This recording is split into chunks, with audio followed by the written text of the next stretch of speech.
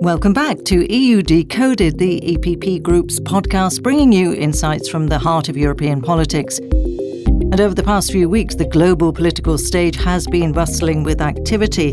But here in Europe, all eyes have been firmly fixed on one major development, the formation of the new European Commission. Just 2 months ago, in September, Commission President Ursula von der Leyen unveiled her proposed list of commissioner designates. Since then, each nominee has received a mission letter outlining their responsibilities and portfolios, and they then faced a rigorous vetting process with 3 hours of questioning by members of the European Parliament. And this week it all came to a head, with the Parliament casting their final vote of approval. And it is adopted. Congratulations. I will now sign the transition letter and I will transmit it to the President of the European Commission. With the EPP's Ursula von der Leyen at its helm and 14 other commissioners stemming from the same political family, the new Commission reflects not only the EPP Group's success at the European elections, but, as the group's chairman Manfred Weber says, it reflects the best of Europe. Dear Ursula, you proposed a very balanced Commission, geographically, politically, and also focused on the main priorities. Especially, let me underline that our 14 EPP commissioners in the new team are also showing the best part of Europe. They are coming from all parts of Europe, different generations, teachers, mayors, governors, as Ursula von der Leyen already mentioned this. So that's really representing Europe at its best. Manfred Weber also took the opportunity to outline his group's vision for the next 5 years. Among the EPP's top priorities are boosting the EU's economic competitiveness, strengthening Europe's defence capabilities, and securing the borders to address illegal migration. The historic responsibility of the next 5 years is to bring jobs, economic growth, the social responsibility and the environmental responsibility together. That is the first step we have to do. The second is we must keep Europeans safe. We will support Ukraine as long as it takes, no doubt about this. The next Commission must realise the Gaspari's dream of building up a European defence union, and we need safe borders. And the third pillar is we have to protect the European way of life. With the new Commission in place, the focus now shifts to action. Tackling illegal migration is a key priority, and MEP Thomas Tobe has outlined 3 crucial steps to regain control of migration flows. Firstly, a speedy implementation of the Migration Pact so we can get control of our borders. Secondly, we expect that the Commission makes sure now to propose a new proposal on returns, because we have many irregular migrants coming to Europe and we have a problem by sending them back. And lastly, we also need to make sure that we have an increased cooperation with countries outside of Europe so we can crack down on the criminal smugglers, but also make sure that we can have a good cooperation so people can have a good life in their own countries. Securing Europe's borders requires a stronger Frontex, the EU's border and coast guard agency. The EPP Group has consistently called for reinforcing Frontex, with MEP Tobe stressing the need to significantly increase its staffing levels as a key step forward. With the Migration Pact, we make sure that we can have more control of the borders. But that also means that we need to have a strong Frontex. From EPP, we demand that we have 30,000 employed staff by the end of this mandate. So this means that we will have a truly European agency that will take back control of our common borders. MEP Lena Dupont agrees on the urgency of implementing the Migration Pact, but stresses the need to go further, especially by enhancing cooperation with third countries. Drawing on agreements from the previous term, she highlights the importance of learning from past successes and challenges to ensure practical solutions.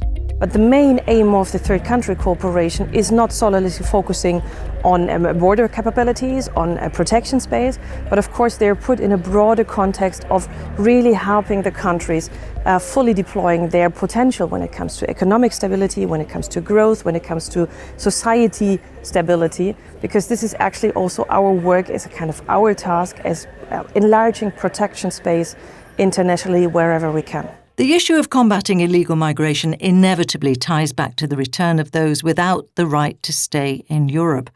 The EPP Group has been clear. those who don't qualify must return to their country of origin. Like MEP Thomas Tobé, Lena Dupont calls for a new Commission proposal to streamline and strengthen return procedures. So we need and we expect a new proposal on returns where we can basically say we streamline procedures within the European Union, we accept and acknowledge decisions that have been taken by one member state and they are accepted in another member state.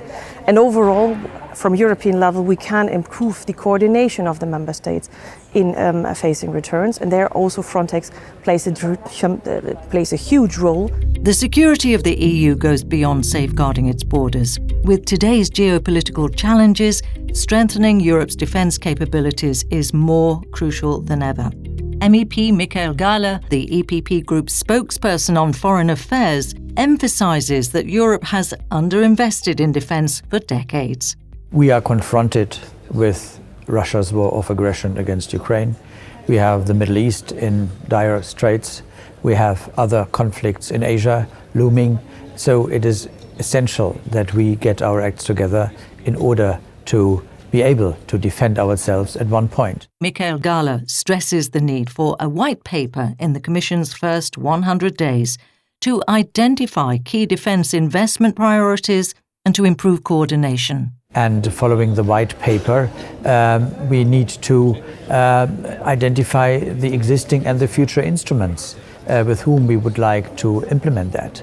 And in this regard, I think it is very much important to fully implement the single market on defense products that we allegedly have since 2011, but which has not been implemented by all means. For instance, we need to implement existing NATO standards that are simply not followed by NATO member states by having EU legislation in the same field. MEP Raza Yuknavicenia echoes the need for stronger defence spending, warning that Europe faces two options: help Ukraine now, or risk a far worse security crisis if Russia grows stronger. There are two alternatives. One alternative, helping Ukraine. We are securing ourselves and we will enlarge the space of security and we will be safer. Then it will be not necessary to spend so much.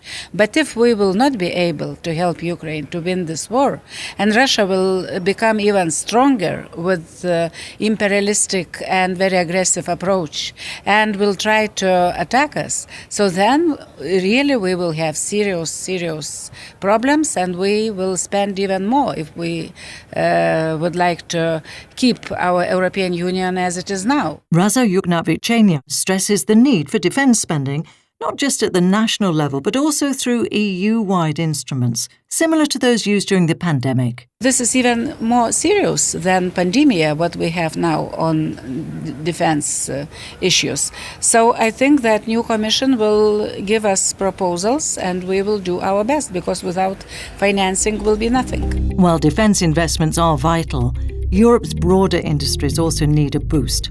Christian Ehler, EPP Group spokesperson for industry, research and energy, sees innovation, including in skills, as the key to a stronger economy and better jobs. What we need right now is some investment in innovation. We need a perspective. We need to bring down energy costs.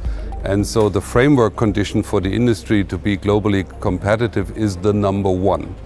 But at the same time, we're entering new territory. I mean, this new digital world needs also new skills. And I think we have to rethink a little bit schemes like lifelong learning, how people will change from traditional industry to new net zero technologies or to the new digital world. A big potential also lies in deepening the market, says Christian Ehler.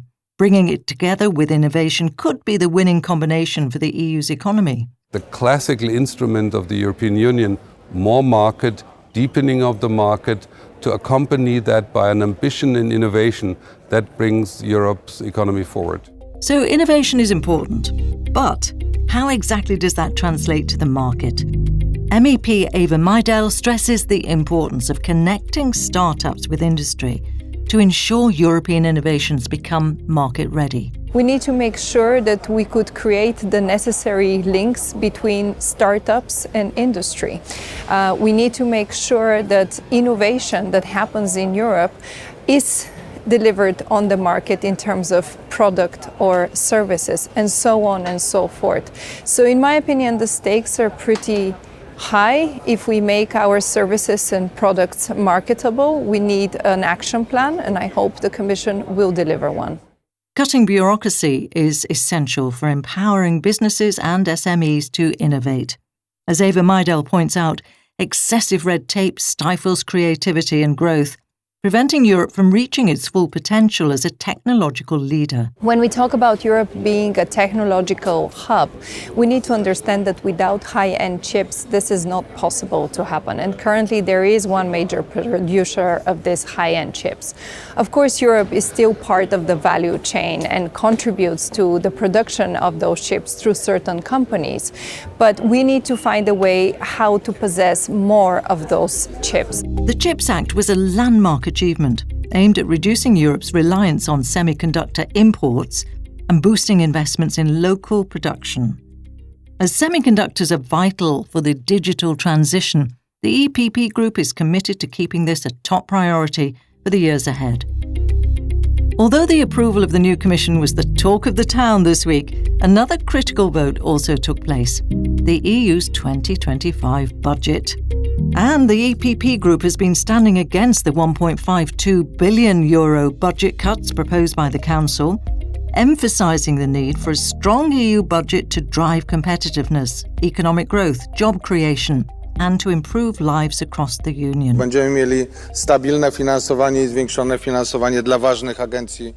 Vice Chair of the EPP Group, Andrzej Halicki, explained that with this deal on the 2025 budget, the EU will have financial support for the protection of external borders, which means stable and increased financing for Frontex and Europol. He underlined that challenges lie ahead for the EU and that this budget is a good start to thinking together about tasks for the coming years.